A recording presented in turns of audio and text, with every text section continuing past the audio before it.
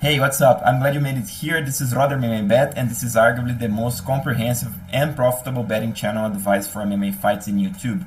I have been betting MMA and the UFC for 8 plus years with consistent results, and that's what you're gonna be getting here.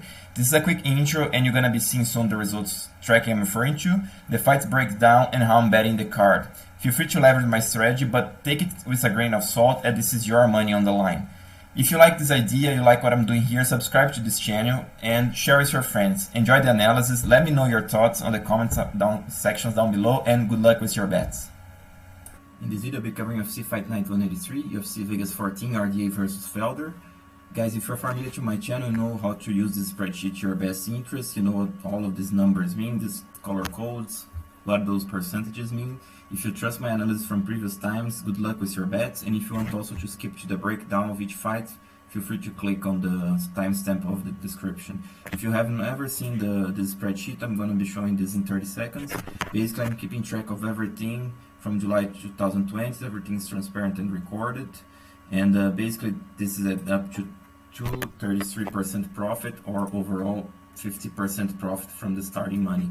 I'm also breaking this down into high, medium, and low confidence of the low advices of the bets, and how this is adding up of each column. Okay, and also if you take a look, I have also these charts that may have things a little bit more visual. So basically this is how I'm doing on a monthly basis, this is how I'm doing in terms of high, medium, and low confidence bets. All right, so just to real quick tell about this is the medium confidence that I have, bet that I have. I'm going to be talking about it soon. It's Saparbek Safarov, and the rest, these are the low confidence bets, and those are the percentages of money I'm betting in each fight. All right, on to the fight breakdowns now. I'm going to be covering the main card, so bottom up, starting off from Strickland versus Brandon Allen. Interesting fight, guys. Strickland looked pretty good on his middleweight comeback, you can say. He looked pretty much the same as he did as a welterweight, so sharp hands, sharp boxing, you know, good distance management, good footwork, but he carries this chin a little bit high, you know, and that's what actually he used it to do in the past against the last guy, just got a blank out of his name, Jack Marshman. I guess Jack Marshman, he, you know, didn't show much his flaws because Marshman's also quite a basic boxer. But I think in this matchup gonna be a little bit tough for Strickland, because I see Allen pushing the pace very hard. Allen can strike a little bit. He's a big middleweight. He can throw with intent. He has good accuracy, and also Allen gonna shoot a lot. You know, he has quite decent wrestling. He's not the greatest wrestler. You know, he's not super technical, but he's very tough, and he goes forward. He's relentless with that. Plus, he can grapple a little bit. He also makes his mistakes on the grappling department, like I'm putting here. But still, I don't think gonna be much of a factor against Strickland. I think Allen gonna be able to push the pace and ultimately wear Strickland down, take the top position, even submit him, or edge a clear decision. So my pick is Allen by decision. In terms of bet, I'm interested in Allen. If I can get him at plus 400, or even submission at plus 600. And if you like Strickland, check for a decision bet at plus 500, or even a TKO bet. There's a chance for that. Like I said, Strickland has sharp hands, and he has natural power. So plus 700, which is a big line. So if you find it, it may be worse. If not, I would say stick with the decision bets or a straight bet in Allen. That's what I'm doing. Eryk Anders versus Antonio Arroyo. Interesting fights, guys, and the most interesting part is that Anders, he looked very off against southpaws. You know, it happened against Krzysztof Jotko, it happened against Khalil Roundtree. For some weird reason, he looked off, his timing was off, his power was off, his kicks were totally off, you know. So it's very weird when Anders fights against southpaws. I'm not sure it's gonna be the case here, and the problem is Arroyo switches stances. I think naturally Arroyo is an orthodox fighter, but he switches stances, and if he does, I think this fight may be very interesting. You know, I just can't call it honestly. Now, if Anders, I'm picking Anders either way because I think he can push the pace. He's big, he's strong, he's more effective moving forward. He does a very good job on the clinch. He can shoot, and from top position, he's a nightmare. He's a big guy from top, throwing heavy ground and pound. Arroyo, he's a big guy himself, you know, not a bad striker, great kicker, you know, from the hands, can do a pretty good job. He's also not easy to hit, you know, but I think that this guy, he goes hard on the first and then he slows down. So that's why I'm picking Anders by decision. And Anders may be interesting if you're considering a live bet, because I think Arroyo can start very well, but then Anders can pick up the pace. You see, this is the most likely scenario. And I see this most likely going to a decision, because both of these guys are big, they are strong, they have good chins, especially Anders. But like I said, if Arroyo comes in a southpaw stance, I think it's either way. I would even favor Arroyo, because I'm going to repeat that Anders looks very odd against southpaws. All right. Still, I don't think you should bet Arroyo. The line is quite, you know, even. Arroyo is plus 120, so I don't think there's a value there. So search for live bets or decision bets. All right. JUlian Marquez versus Saparbek Safarov. Guys, this one I'll be saying a little bit more straight, you know, say a little bit my thoughts on this one. I think Safarov is the better fighter here. He has much more chances to win this fight, and the reason is he's the better wrestler. He's a big guy. He has a massive reach advantage on this fight. He can fight behind a jab. He can kick. He can throw a right hand behind. He has power, like I said, natural power. I know he looked at the, you know, like a brawler, like a weird fighter, like a dirty fighter in the previous fights. But this guy, if he comes at his best, he can beat basically, I can't say anyone, but he can beat most of the guys. He can be easily top 5 of this division if he comes, you know, sharp with his great potential. Marquez, tough guy, compact guy, you know, short limbs, but strong core power. This guy can, you know, put anyone out basically. So I may be wrong here, you know. If you like Marquez, you may get him by TKO. I see this happening, but I'm saying that the most likely scenario is Safarov is gonna win this fight. Like I said, he's gonna take Marquez down and finish him with ground and pound. That's how I'm predicting it.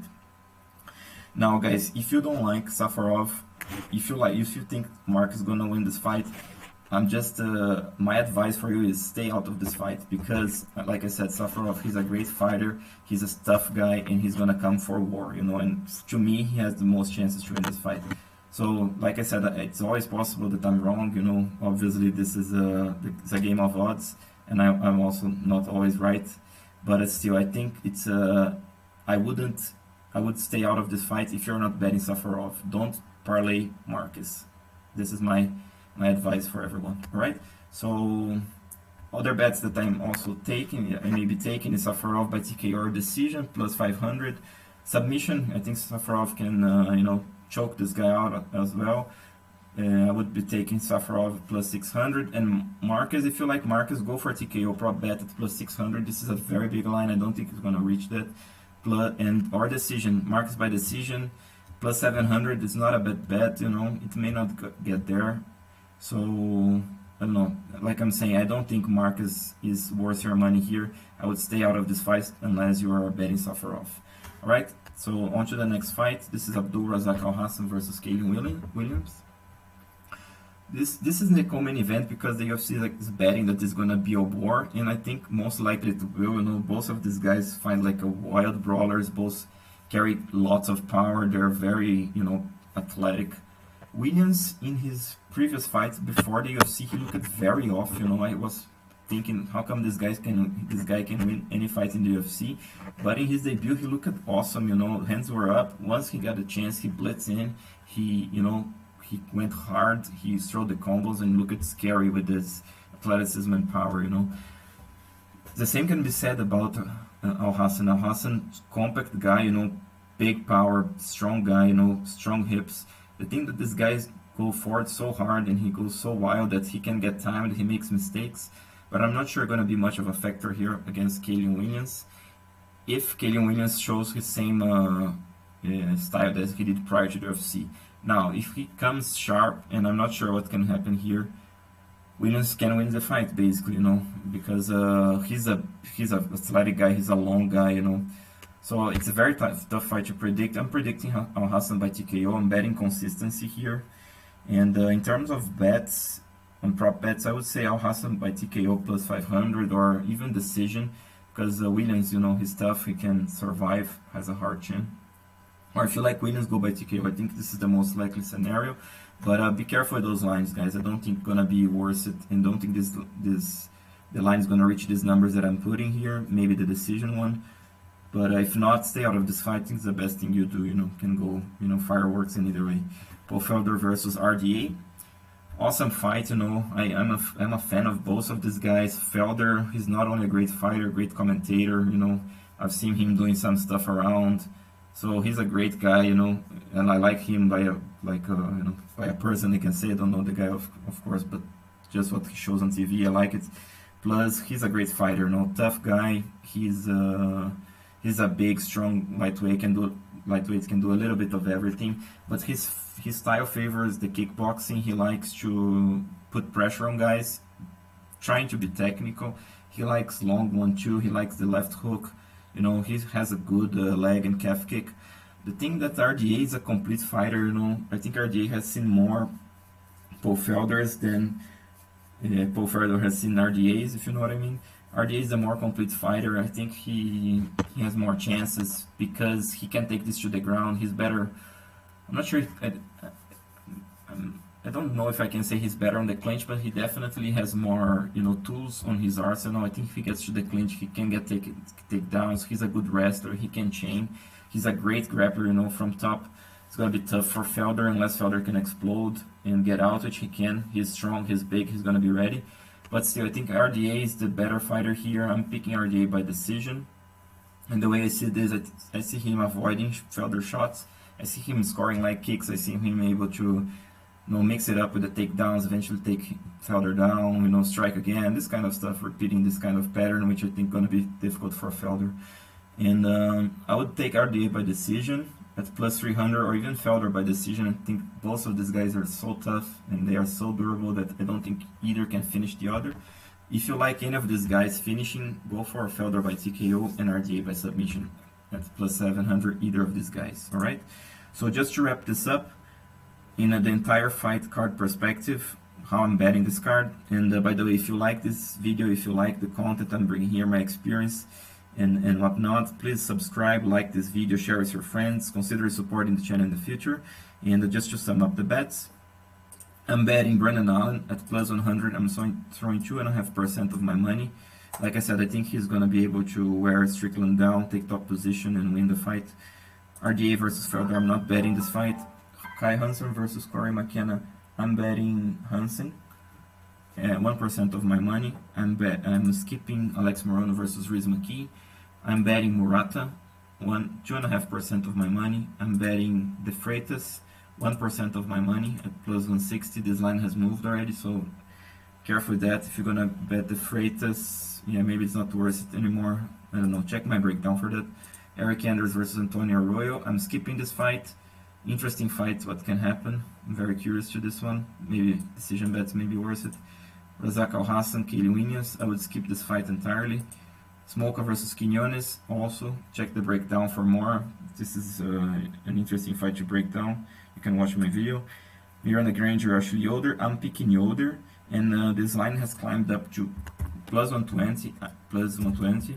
I'm gonna be telling you guys how much money I'm putting on Yoder on the comments later on, so stay tuned for that to check out. And I'm also gonna be recording probably a new video, okay? But probably gonna be 1, maximum 2% of money on Ashley Yoder.